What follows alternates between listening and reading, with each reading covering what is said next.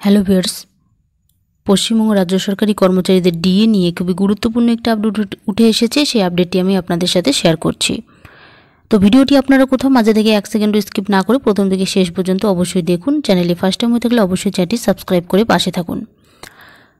তো বলা হয়েছে যে হাইকোর্টের নির্দেশ মতো বকেয়া ডিএনএস অ্যালাউন্স বা ডিএ পাবেন রাজ্য সরকারি কর্মচারীরা। এর মধ্যে একটি সুখবর ছড়িয়ে পড়েছে যে রাজ্য সরকারি কর্মচারীদের এক কিস্তির ডিএ প্রদান করা হতে পারে।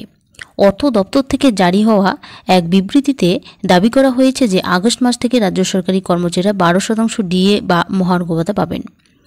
রাজ্য সরকারি কর্মচারীরা অধীর আগ্রহে এখনও পর্যন্ত রয়েছে যে 39% ডিএর অপেক্ষায়। ডিএ মামলা সুপ্রিম কোর্টে এখনও পর্যন্ত বিচারাধীন। বকেয়া 31% ডিএ মিটিয়ে দিতে হবে।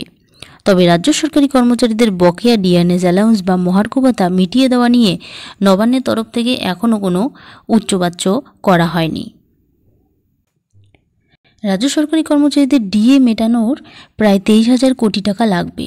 রাজ্য সরকারের হাতে ডিএ মেটানোর জন্য পর্যাপ্ত পরিমাণে টাকা আছে।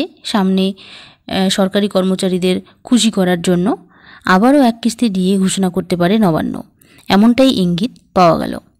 তো বন্ধুরা, রাজ্য সরকারি কর্মচারীদের ডিএ নিয়ে খুবই গুরুত্বপূর্ণ আপডেট যে রাজ্য সরকারি কর্মচারীদের এক কিস্তি ডিএ দিতে চলেছে রাজ্য সরকার এবং রাজ্য সরকারি কর্মচারীরা এক কিস্তি ডিএ পাবে এই আগস্ট মাসেই।